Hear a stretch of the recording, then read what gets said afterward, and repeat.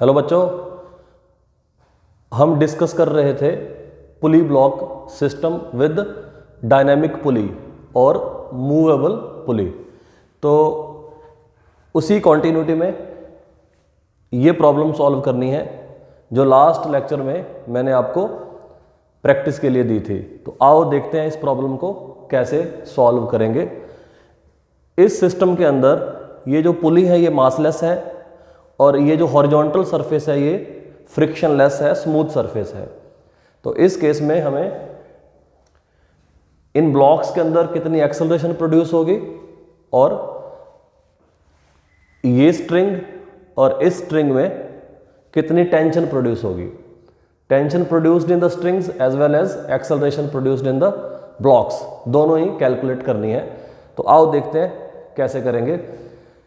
हम वही process follow करेंगे जो अभी तक हम करते आए हैं। तो सबसे पहले हमें यह देखना होगा कि इस जो ये स्ट्रिंग्स हैं इनके अंदर टेंशन मार्क करेंगे। तो सबसे पहले हमें क्या करना है, जैसे यहाँ पे इस स्ट्रिंग में मान लेते हैं टेंशन है T, तो एक कॉन्टिन्यूस स्ट्रिंग के अंदर एक ही टेंशन प्रोड्यूस होती है। तो यहाँ पे मार्क कर देते हैं टेंशन T। अगर पुली के रिस्पेक्ट में देखें तो ऐसे नीचे को आएगा, एक ही टेंशन की वैल्यू होती है। डायरेक्शन होती है away from the attachment point along the string. तो ये टेंशन मार्क कर दी हमें। अगर ये T है ये T है तो इसमें कितनी प्रोड्यूस होगी 2T। तो इस पूरी स्ट्रिंग के अंदर कितनी टेंशन आ जाएगी 2T। तो पहला काम हो गया, हमने टेंशन की डायरेक्शन और मैग्नीट्यूड मार्क कर दी। यहाँ पे सिस्टम के अंदर दोनों स्ट्रिंग के अंदर एक के अंदर टेंशन T है तो दूसरे के अंदर अपने आप ही 2T हो जाएगा। अगर इसकी फ्री बॉडी डायग्राम बनाएंगे FBD तो भी हम समझ जाएंगे T और T मिलके 2T, क्योंकि ये पुली मासलेस है। दूसरा काम है इनको एक्सेलरेशन असाइन करना। तो देखो जैसे ये सिस्टम है इसमें ये 2 kg और 1 kg दो मास वर्टिकली डाउनवर्ड हैंग कर रहे हैं।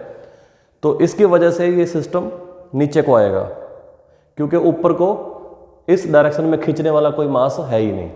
ये हॉरिजॉन्टल है, ये जो मास है ये 4 kg, भले ही ये मास ज़्यादा है लेकिन ये हॉरिजॉन्टल सरफेस पे रखा है तो वर्टिकल डायरेक्शन में ये कोई फोर्स नहीं प्रोड्यूस करेगा। तो मतलब एक ही डायरेक्शन में फोर्स है, वो है वर्टिकली डाउनवर्ड, ऊपर को खींचने वाली कोई फोर्स प्रेजेंट ही नहीं है, इसलिए सिस्टम नीचे को आएगा। तो हम सबसे पहले इस पुली की डायरेक्शन एक्सेलरेशन मार्क कर देते हैं। मान लेते हैं कि इसकी एक्सेलरेशन है A, तो पुली A एक्सेलरेशन से नीचे जा रही है। उसके बाद हम फॉर्मूला लगाएंगे कंस्ट्रेंट का, AP is equal to A1 plus A2 by 2। Acceleration of pulley is equal to acceleration A1 plus acceleration A2 by 2। ये फॉर्मूला है। अब ये है हमारी पुली और इस ब्लॉक के अंदर एक्सेलरेशन मान लेते हैं ये 1 kg ब्लॉक है, ये 2 kg ब्लॉक है। तो हमने ये समझा था कि हम एक्सेलरेशन की कोई भी डायरेक्शन मार्क कर सकते हैं, आइदर वर्टिकली अपवर्ड और वर्टिकली डाउनवर्ड। तो अपनी तरफ से कोई भी डायरेक्शन अज्यूम कर सकते हैं। तो मान लेते हैं कि इसकी डायरेक्शन मान ली मैंने नीचे को है, ये मान लेते हैं इसकी डायरेक्शन नीचे को है, ये है A1।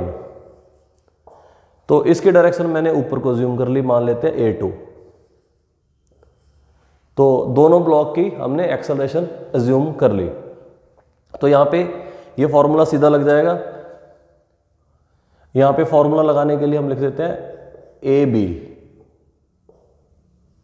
ये लिख लेते हैं फॉर्मूला, ताकि हमें समझ में आ जाए कि ये सिर्फ एक फॉर्मूला है।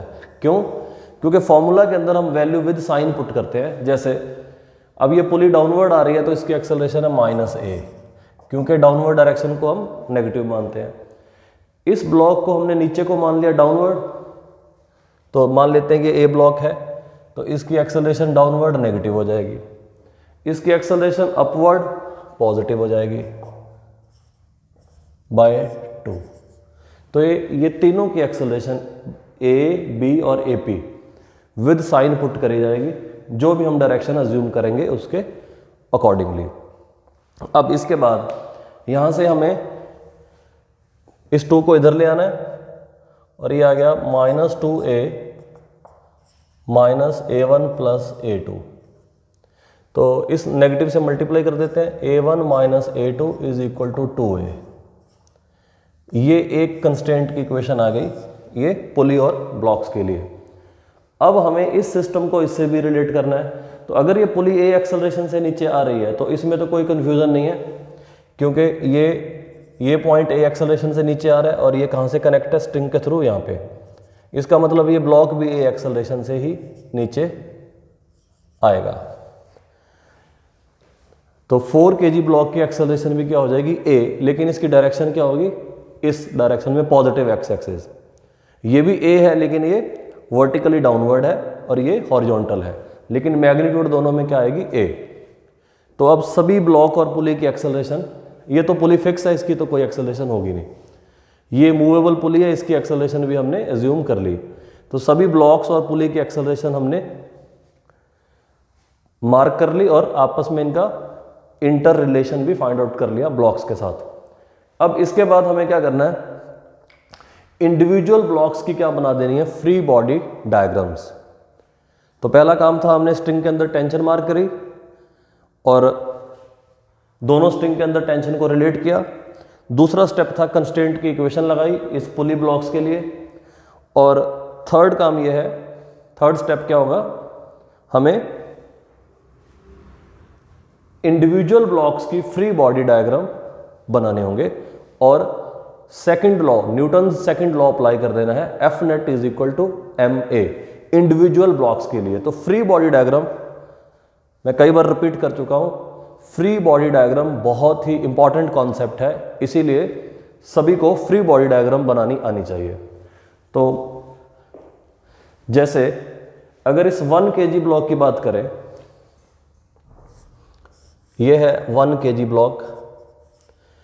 अगर इसकी फ्री बॉडी डायग्राम में बनाएं तो टेंशन क्या है ऊपर को और इसका वेट क्या है 1g, नीचे को वेट होता है mg, m1 है 1g हो गया, और हमने इसको माना है ऊपर को जा रहा है। तो इस ब्लॉक के लिए क्या लगा देते हैं, Newton second law, f net is equal to m a. तो नेट फोर्स अगर ये ऊपर को जा रहा है तो वर्टिकली अप होगी नेट फोर्स, तो t minus 1g is equal to 1a2 ma। Net force ये फॉर्मूला है, f net is equal to m a. ये फॉर्मूला होता है, हर जगह लगेगा ये, f net is equal to m a. तो नेट फोर्स है ऊपर को t माइनस 1g और एक्सेलरेशन है इसकी ब्लॉक की a2। तो ये आ गया t minus g is equal to a2। तो यहां से हमें क्या मिल गया, a2 की वैल्यू। a2 की value in terms of t मिल गई है, ये यहां पे पुट कर देंगे। ऐसे ही a1 की वैल्यू भी इन टर्म्स ऑफ t यहां पे पुट करेंगे। तो इसका मतलब इस ब्लॉक की भी फ्री बॉडी डायग्राम हमें बनानी चाहिए। तो दूसरा ब्लॉक है अपने पास 2 kg, इसका भी वेट नीचे को होगा 2g और ऊपर को टेंशन t, और क्योंकि ये ब्लॉक नीचे जा रहा है एक्सेलरेशन a1 के साथ, तो इसका मतलब डाउनवर्ड डायरेक्शन में नेट फोर्स है। तो 2g minus t is equal to 2a1। तो एक ये इक्वेशन काम की है, एक ये इक्वेशन काम की है और एक ये इक्वेशन काम की है। तो देखें तो हमारे पास यहाँ पे तीनों तीन इक्वेशन मिल गई हैं, और यहाँ से हम क्या करेंगे, a1 और a2 की वैल्यू इस जगह पे पुट कर देंगे। लेकिन अभी काउंट करें तो वेरिएबल कितने हैं, वेरिएबल है a1, a2, a 3 हो गए और चौथा है t। तो इक्वेशन 3 है, इसका मतलब एक इक्वेशन और चाहिए, तो वो इस ब्लॉक से आ जाएगी। तो इस ब्लॉक की भी एफवीडी बनाएंगे और एक इक्वेशन और बना लेंगे। अब ये जो ब्लॉक है इसके पास इसका वेट लग रहा होगा नीचे 4g, अब इस डायरेक्शन में मोशन तो है नहीं, इसका मतलब ऊपर को नॉर्मल है। इस ब्लॉक और इस हॉरिजॉन्टल सरफेस के बीच में यहाँ पे एक नॉर्मल रिएक्शन होता है, कांटेक्ट फोर्स बोलते हैं इसको। ये नॉर्मल इस 4G को वेट को बैलेंस कर लेगी, इसका मतलब वर्टिकल डायरेक्शन में कोई मोशन नहीं है, तो सिर्फ इधर एक फोर्स लग रही है, वो है T। ये जो 2T, सॉरी, ये फोर्स लग रही है 2T, तो ये फोर्स ही इसमें इसको हॉरिजॉन्टल डायरेक्शन में इसके अंदर एक्सेलरेशन प्रोड्यूस करेगी A। तो ये तो कैंसल आउट हो रहा है, तो वर्टिकल फोर्स 0 है लेकिन हॉरिजॉन्टल फोर्स है F नेट। तो यहां से फिर लगा दो F net is equal to MA। तो यहां पे F नेट है 2T और कोई फोर्स ही नहीं, हॉरिजॉन्टल डायरेक्शन में एक ही है, और मास है इसका 4 kg, तो 4A, एक्सेलरेशन आ गई 4A। तो यहां से A भी निकल जाएगा 2T/4 T/2, तो A मिल गया, यहां से A2 यहां पे मिल जाएगा, A1 यहां से मिल जाएगा, इसके अंदर पुट कर देंगे इन टर्म्स ऑफ T और फाइनली हमें T मिल जाएगा। तो ये इक्वेशन बनाना इंपॉर्टेंट है, उसके बाद सॉल्विंग तो बहुत ही आसान काम है, 10th स्टैंडर्ड का काम है ये। लेकिन जो लोग प्रैक्टिस करते रहेंगे उनके लिए ये सॉल्विंग आसान हो जाती है। भले ये 10th स्टैंडर्ड का काम है, लेकिन जो इसको इक्वेशन बना के यहीं पे छोड़ देगा हो गया काम, तो वो ऐसे छोड़ने से काम नहीं बनेगा, प्रैक्टिस से ही काम बनेगा। तो प्रैक्टिस कंटिन्यू रखनी है, जिस भी क्वेश्चन को अटेम्प्ट करो लास्ट तक उसके आंसर निकाल दो, ये हैबिट क्रिएट कर लो, नहीं तो बीच में छोड़ने की आदत बन जाएगी। तो जनरली टीचर्स यही करते हैं, इक्वेशन बना देते हैं, कहते हैं सॉल्व कर लो, तो बहुत सारे स्टूडेंट ट्राई ही नहीं करते, तो वो जो क्वेश्चन है वो दिमाग में अनफिनिश्ड ही रह जाता है, अनकम्प्लीट रह जाता है। तो कंप्लीट करना जरूरी होता है। धीरे धीरे जब प्रैक्टिस होती जाएगी उसके बाद फिर आप इक्वेशन बना के छोड़ सकते हो। हाँ जी, तो A1 की वैल्यू यहां से निकाल लो, 2 को डिवाइड कर दो, तो इस इक्वेशन में इसको मैं रीराइट कर देता हूं, इस इक्वेशन को रीराइट कर दिया। अब इसके अंदर वैल्यू डाल देते हैं, तो A1 की जो वैल्यू है वो आ जाएगा 2G - T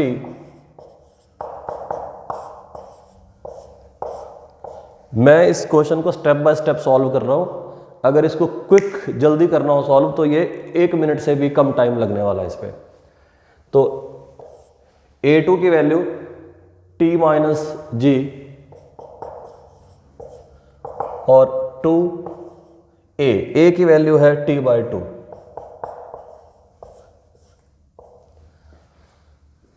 तो ये T के अंदर क्या बन गई, एक ही वेरिएबल बच गया T, तो इन टर्म्स ऑफ G हमारा आंसर आ जाएगा, T मिल जाएगा। तो यहां पे क्या करते हैं, ये कैंसल आउट हुए, 2 से मल्टीप्लाई कर दो पूरी इक्वेशन को, या एलसीएम ले लो, जैसे भी आप करना चाहो।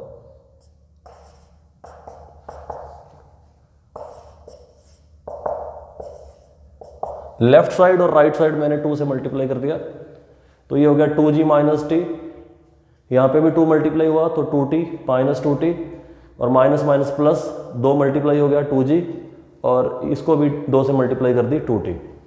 तो यहां से कैलकुलेट करो T, 2 और 1 3, और ये 2 इधर है 5, तो इसको इधर भेज देते हैं 5T,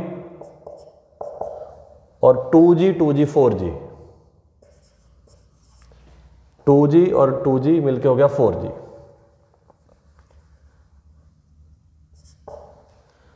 तो यहां से T मिल गया 4G/5 न्यूटन। अगर हम G की वैल्यू मीटर पर सेकंड स्क्वायर में लेंगे SI सिस्टम के अंदर, तो ये जो टेंशन है ये न्यूटन्स के अंदर आएगी। तो ये हमारे पास टेंशन कैलकुलेट हो गई। तो देखो प्रोसीजर दोबारा से देख लेते हैं। सबसे पहले हमने इस स्ट्रिंग में टेंशन मार्क करी, क्योंकि ये पुली मासलेस है, तो T और T स्ट्रिंग में आ गया 2T, तो इस स्ट्रिंग की टेंशन भी मिल गई।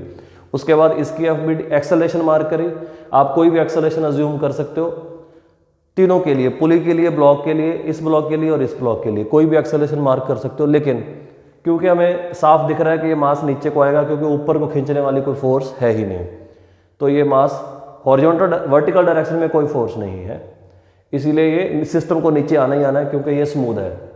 तो ये ब्लॉक खिंचता जाएगा ऐसे। तो जिस ए एक्सेलरेशन से अगर पुली नीचे आ रही है तो ब्लॉक भी ए एक्सेलरेशन से इधर जाएगा। ये तो सिंपल कंस्ट्रेंट है क्योंकि ये की स्ट्रिंग है यहाँ पे जो करेक्ट कर रही है। इनकी एक्सेलरेशन हम कुछ भी अज्यूम कर सकते हैं। अगर साइन पॉजिटिव आता है तो हमारी डायरेक्शन सही है, अगर साइन नेगेटिव आता है तो जस्ट ऑपोजिट डायरेक्शन ही करेक्ट डायरेक्शन होती है। तो हम उसको अपनी डायरेक्शन को चेंज कर देंगे। इसकी एफबीडी बना दी 1 kg की, ऊपर को जा रहा है, हम मान रहे हैं A2 एक्सेलरेशन से, तो नेट फोर्स ऊपर को है T माइनस जी, और ये इस ब्लॉक ये नीचे जा रहा है, ये इसकी एफबीडी है तो ये 2G minus T net force हो गया। यहाँ से A1 निकालो, A2 निकालो और एक इसकी एफबीडी बना दो। वर्टिकल डायरेक्शन में नेट फोर्स 0 है, सिर्फ हॉरिजॉन्टल डायरेक्शन में मूवमेंट है। हम इसको मिटा भी सकते हैं क्योंकि इसका कोई यहाँ पे यूज़ है नहीं। अगर दिखाना चाहे तो यहाँ पे दिखा सकते हैं। ये जो नॉर्मल होगा और ये 4G होगा, ये n is equal to 4G, तो मतलब क्योंकि इस डायरेक्शन में इक्विलिब्रियम है वर्टिकल डायरेक्शन में, तो ये कैंसल आउट हो रहे हैं, तो ब्लॉक हॉरिजॉन्टल डायरेक्शन में ही मूव करेगा। ठीक है, तो ये हो गई तीनों की एफबीडी, तीनों की इक्वेशन। A निकाल लिया, A1 निकाल लिया, A2 निकाल लिया, और जो हमने कंस्टेंट की इक्वेशन बनाई थी पुली ब्लॉक की, उसमें वैल्यू पुट कर दो इन टर्म्स ऑफ T, सारी एक्सेलरेशन T मिल जाएगा। अब T मिल गया तो फिर दोबारा से T मिलने के बाद तो क्वेश्चन बहुत ही आसान हो गया। A1 भी मिल जाएगा, A2 भी मिल जाएगा, सारी एक्सेलरेशन हम कैलकुलेट कर लेते हैं। तो ये है हमारा A1, तो A1 की वैल्यू लिख देता हूं यहां पे 2G माइनस टी। टी हमने निकाल लिया है, टी की वैल्यू है 4G by 5, 4G by 5 bye 2, तो ये आ गया 10 और ये 4 तो 6G बाय 2 इंटू 5, और ये कैंसल आउट हो जाएंगे। A1 आ गया, ये 10 माइनस 4 6, और नीचे 2 है तो 3G बाय 5। साइन पॉजिटिव आया है इसका मतलब ये डायरेक्शन डाउनवर्ड ठीक है। तो A1 की डायरेक्शन डाउनवर्ड्स ही होगी, ये ठीक आया है। इसका साइन पॉजिटिव आया है, इसका मतलब डायरेक्शन बिल्कुल हमने जो डायरेक्शन मार्क करी है वो करेक्ट है। अब इसके बाद A2 निकाल लेते हैं। A2 की वैल्यू हम यहां से निकालेंगे, ये पड़ा A2 T माइनस जी, तो T की वैल्यू आपने निकाल ली 4G by 5, 4G by 5 minus g, तो ये आ गया एलसीएम लेने के बाद A2 आ गया माइनस जी बाय 5, ये 5G हो गया तो माइनस, यहाँ पे देखो साइन नेगेटिव आया है, minus 5G by 5, sorry minus G by 5। तो नेगेटिव साइन हमें क्या सजेस्ट कर रहा है कि जो डायरेक्शन हमने मार्क करी है वो डायरेक्शन करेक्ट नहीं है, तो नेगेटिव हटाओ इसका, मैग्नीट्यूड बिल्कुल ओके है G बाय 5, लेकिन क्योंकि ये नेगेटिव साइन है A2, तो जो डायरेक्शन हमने अपवर्ड मानी थी वो गलत है क्योंकि साइन नेगेटिव आया, तो इसको डाउनवर्ड कर दो, तो लिख दो G बाय 5 डाउनवर्ड्स। इसके बाद एक्सेलरेशन कौन सी है? A, पुली की एक्सेलरेशन या फिर इस ब्लॉक की एक्सेलरेशन, तो A भी कैलकुलेट कर देते हैं। तो A की जो वैल्यू है वो ये है T बाय 2, A था T बाय 2, तो क्योंकि A की वैल्यू है T बाय 2, T हमने निकाल चुके हैं 4G बाय 5 बाय 2, तो ये है 2G बाय 5। क्योंकि इसका साइन भी पॉजिटिव आया है, इसका मतलब ये डायरेक्शन बिल्कुल करेक्ट मार्क करी है डाउनवर्ड, तो डाउनवर्ड ही लिख दो। हमने लगातार इसी कॉन्सेप्ट पे 3 लेक्चर लगा दिए हैं मूवेबल पुली पे, तो सबके अंदर एक ही चीज बार बार हम फोकस कर रहे हैं। आप डायरेक्शन कुछ भी एज्यूम करो, अगर पॉजिटिव साइन आता तो डायरेक्शन करेक्ट है, नेगेटिव साइन आएगा तो डायरेक्शन को चेंज करना है। तो A भी मिल गया, तो 4 वेरिएबल थे, A आ गया, A1 भी आ गया, A2 भी कैलकुलेट हो गया और T तो सबसे पहले निकाल दिया था हमने 4G/5 न्यूटन। देखो सारे के सारे वेरिएबल हमने कैलकुलेट कर लिए, फाइंड आउट कर लिए। तो इस प्रकार की जो प्रॉब्लम होती है उसमें प्रोसीजर बिल्कुल आपको स्टेप बाय स्टेप याद रखना है। जो पुली मूव फिक्स है उसको भूल जाओ, वो कोई दिक्कत वाली बात नहीं है। जो पुली डायनामिक है, मूवेबल है, उसके केस में हमें ये जो फॉर्मूला है हमने पढ़ा है AP AA AB/2, जो पुली और ब्लॉक का कंस्टेंट है वो हमें यूज करना है in case of movable pulley. बाकी टेंशन मार्क करना बहुत ही आसान काम है क्योंकि हमारी सारी पुली मासलेस होती हैं, तो टेंशन को रिलेट करना भी बहुत ही आसान है एक स्ट्रिंग को दूसरी स्ट्रिंग के साथ, और प्रॉब्लम बन जाती है। अब इसी कॉन्सेप्ट के ऊपर और एग्जांपल लेंगे, बने रहिए, देखते रहिए। नेक्स्ट एग्जांपल देखते हैं। हाँ जी बच्चों, एक और एग्जांपल लेते हैं। इस सिस्टम के अंदर हमें ब्लॉक ए और ब्लॉक बी के अंदर कितनी एक्सेलरेशन प्रोड्यूस होगी ये कैलकुलेट करनी है। तो सिमिलर प्रोसीजर फॉलो करेंगे जो इससे पहले हम प्रीवियस प्रॉब्लम्स में करते आ रहे हैं, वही प्रोसीजर यहाँ पे अप्लाई कर देंगे। तो सबसे पहला काम क्या होगा, स्ट्रिंग के अंदर टेंशन मार्क करना। तो क्योंकि इस केस में एक ही स्ट्रिंग नज़र आ रही है, ये एक ही स्ट्रिंग है, तो पूरी स्ट्रिंग के अंदर एक ही टेंशन प्रोड्यूस होगी, वो है T। तो जैसे अगर पुली के रिस्पेक्ट में बनाए तो T ऊपर को, इधर भी T ऊपर को, तो यहाँ से नीचे दिखाना पड़ेगा, यहाँ से इस तरीके से ये T है। तो इस ब्लॉक को ये T जो है टेंशन है, ये इसको इधर हॉरिजॉन्टल डायरेक्शन में मूव करवाएगी।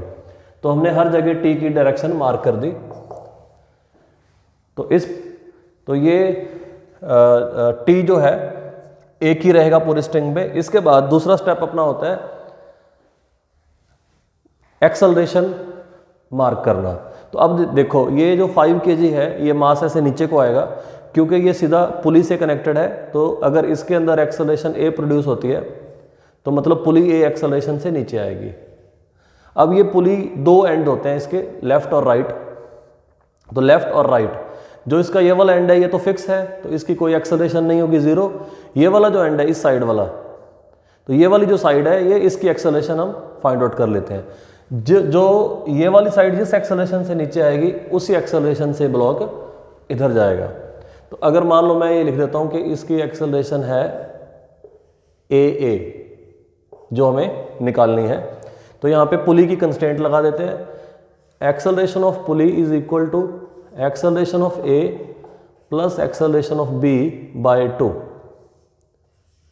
वैसे डायरेक्टली भी हम कॉमन सेंस से भी कर सकते हैं, लेकिन क्योंकि अभी हम इसी फॉर्मूला को पहले अप्लाई करेंगे, क्योंकि इसी से हम करते आ रहे हैं प्रॉब्लम को, तो पहले फॉर्मूला से कर देते हैं, फिर हम इसको डायरेक्टली भी समझ सकते हैं। बहुत सारी प्रॉब्लम होती है जिसमें ये सीधा फॉर्मूला ये लगाने की जरूरत भी नहीं पड़ती, सीधा ही हम इस पुली के मोशन के हिसाब से भी कर सकते हैं कि पुली अगर नीचे आएगी, अगर ये पुली नीचे आएगी तो ये वाला एंड और ये वाला एंड, अगर ये पुली X नीचे आती है तो दोनों एंड X नीचे आएंगे। तो हमें इसको X नीचे आने के लिए कितनी स्ट्रिंग की जरूरत पड़ेगी, X और X 2X। तो इस एंड से कुछ भी नहीं आ रहा तो फिर ये इस ब्लॉक को 2X इधर मूव करना पड़ेगा। तो डायरेक्ट भी हम रिलेट कर सकते हैं कि यहाँ पे अगर एक्सेलरेशन A होगी तो इसमें एक्सेलरेशन 2A होगी। जैसे ये पुली है, अगर ये पुली X नीचे आएगी, मान लो यहाँ पे आ गई, तो अगर ये X डाउनवर्ड आएगी, यहाँ से यहाँ तक आ गई मान लो, तो ये वाला एंड भी X नीचे आ जाएगा और ये वाला एंड भी X नीचे आ जाएगा। तो इस कितने स्ट्रिंग की जरूरत पड़ने वाली है, X इधर से और X इधर से 2X की जरूरत पड़ने वाली है। अब ये 2X जो स्ट्रिंग है ये कहाँ से आएगी, ये वाला एंड फिक्स है तो इस साइड से तो आ नहीं सकती, तो पूरी की पूरी 2X इधर आएगी। तो मतलब ये ब्लॉक अगर ये X मूव करेगी तो ये 2X मूव करेगा। तो अगर इसका डिस्प्लेसमेंट X है तो इसका 2X हो जाएगा। इसका मतलब इसकी वेलोसिटी V है तो इसकी 2V हो जाएगी, इसकी एक्सेलरेशन A है तो इसकी 2A हो जाएगी। तो हम डायरेक्टली भी इसको लिख सकते हैं, ये आंसर तो 2A ही आने वाला है। लेकिन हम फॉर्मूला से भी इसको देखते हैं। तो फॉर्मूला से अगर देखें तो पुली डाउनवर्ड जा रही है तो इसका -a, ये वाला एंड कहीं नहीं जा रहा तो 0, ये वाला एंड इसकी एक्सेलरेशन निकालनी है तो एज इट इज लिख लो। तो ये वाला जो एंड है ये -2a से नीचे आएगा। तो ये वाली जो साइड है इसके अंदर कितनी एक्सेलरेशन प्रोड्यूस होने वाली है 2a नीचे को, माइनस का तो मतलब है डाउनवर्ड नीचे को, तो नीचे को 2a आएगी तो मतलब इसके अंदर भी कितनी एक्सेलरेशन प्रोड्यूस होगी 2a, लेकिन इसकी डायरेक्शन क्या रहेगी हॉरिजॉन्टल। तो हमने कंस्टेंट यूज की और इस ब्लॉक की एक्सेलरेशन भी निकाल ली, उस ब्लॉक की एक्सेलरेशन भी निकाल ली। नेक्स्ट काम क्या होता है फ्री बॉडी डायग्राम। तो फ्री बॉडी डायग्राम बना दो, पहले इस ब्लॉक की बना दो। अगर ये t है ये t है तो इसमें कितनी आ जाएगी 2t। तो अगर आप इस ब्लॉक की फ्री बॉडी डायग्राम बनाते हो बी ब्लॉक की, तो बी ब्लॉक में क्या होगा, वेट तो नीचे लग रहा है 5g, लेकिन ऊपर टेंशन कितनी है 2t, और किस एक्सेलरेशन से नीचे आ रहा है a। Newton second law F net is equal to ma, तो डाउनवर्ड डायरेक्शन में नेट फोर्स है ma, 5 इसका मास है 5 kg तो 5a। तो ये एक इक्वेशन बन गई अपने पास। और दूसरा इसकी फ्री बॉडी डायग्राम बना दो ब्लॉक A के लिए। अगर ब्लॉक A की बात करो तो वर्टिकल डायरेक्शन में कोई मोशन नहीं है, हॉरिजॉन्टल डायरेक्शन में एक ही फोर्स है जो T है। तो ये क्या प्रोड्यूस करेगी एक्सेलरेशन, कितनी एक्सेलरेशन प्रोड्यूस कर रही है 2a। तो यहां पे फॉर्मूला लगा दो F net is equal to ma, तो ये फॉर्मूला है F net is equal to ma। Net force है T, मास है इसका 2 kg और a है 2a। F net is equal to ये नेट एक्सेलरेशन कितनी है 2a। तो T आ गया अपने पास 2 × 2 4a, तो T की वैल्यू आ गई 4a। इसकी वैल्यू यहां पे सब्स्टिट्यूट कर देते हैं, तो ये आ गया 5g minus 2 4a is equal to 5a। ये हो गया 8, इधर जाके प्लस हो गया, तो ये हो गया 8 और 5 13, और a की वैल्यू आ गई 5g/13। अगर साइन सही आया है, पॉजिटिव आया है, इसका मतलब डायरेक्शन सही मार्क की हमने। अगर नेगेटिव आ जाता तो डायरेक्शन ऑपोजिट होती। तो यहाँ पे डाउनवर्ड डायरेक्शन ही है, क्योंकि साइन पॉजिटिव आया है तो डाउनवर्ड लिख दो। तो इसकी डायरेक्शन क्या है डाउनवर्ड है, तो करेक्ट आया इसका। और इसके अंदर कितनी एक्सेलरेशन प्रोड्यूस होने वाली है, तो इसका मतलब बी ब्लॉक के अंदर कितनी प्रोड्यूस हुई, बी ब्लॉक की एक्सेलरेशन आ गई। यही है अपने पास B block A B, 5g/13 downward, 5g/13 downwards, क्योंकि साइन पॉजिटिव है, इसका मतलब जो साइन हमने मार्क किया है वो बिल्कुल ठीक है। अब इस ब्लॉक के अंदर कितनी आएगी उसका डबल कर दो, तो एक्सेलरेशन प्रोड्यूस्ड इन ए 2a, तो इसका डबल कर देते हैं 10g/13, लेकिन इसकी डायरेक्शन क्या है horizontal along x axis, positive x axis, या फिर हम बोल सकते हैं फॉरवर्ड डायरेक्शन है इसके पास। अलोंग एक्स एक्सिस बोलो, पॉजिटिव एक्स एक्सिस या फिर फॉरवर्ड, तो इसकी डायरेक्शन फॉरवर्ड है और पॉजिटिव एक्स एक्सिस की तरफ। तो इस तरीके से हमने ब्लॉक ए के अंदर कितनी एक्सेलरेशन आई वो भी निकाल ली, और ब्लॉक बी के अंदर कितनी एक्सेलरेशन प्रोड्यूस हुई वो भी निकाल ली। प्रोसीजर हमने देख लिया है बिल्कुल स्टेप बाय स्टेप। अगर हम करते हैं कॉन्सेप्ट समझ के, ये प्रॉब्लम बहुत ही आसान होती है। रटना कुछ नहीं है यहाँ पे, सिर्फ और सिर्फ कॉन्सेप्ट को हमें समझना है। तो फिजिक्स में कुछ भी चीज़ रटने वाली नहीं होती है, कोई 2-4% चीज़ें ऐसी होती हैं जो याद रखनी होती हैं। बाकी कॉन्सेप्ट पे फोकस करो, क्वेश्चन बनते जाएंगे। और भी 1-2 एग्जांपल्स हैं, मैं ट्राई कर रहा हूँ कि जितनी भी इम्पॉर्टेंट एग्जांपल्स हैं इस कॉन्सेप्ट को अंडरस्टैंड करने के लिए वो सारी की सारी एग्जांपल मैं यहाँ पे आपके सामने सॉल्व कर दूंगा। तो आप स्टार्टिंग से देखिए पुली ब्लॉक सिस्टम और एंजॉय करिए, कॉन्सेप्ट समझिए। आज के लिए इतना ही। नेक्स्ट वीडियोस में 2-3 और बेस्ट एग्जांपल जो है वो भी इसी कॉन्सेप्ट से रिलेटेड करेंगे, फिर हम डिफरेंट कॉन्सेप्ट पे वीडियो बनाएंगे। आप सब लोग बहुत प्यार दे रहे हो, सबका धन्यवाद, थैंक यू वेरी मच। और ऐसे ही वीडियोस देखते रहिए, अपने दोस्तों को भी शेयर करिए। तो जुड़े रहिए इस चैनल के साथ। Bye bye, thank you very much.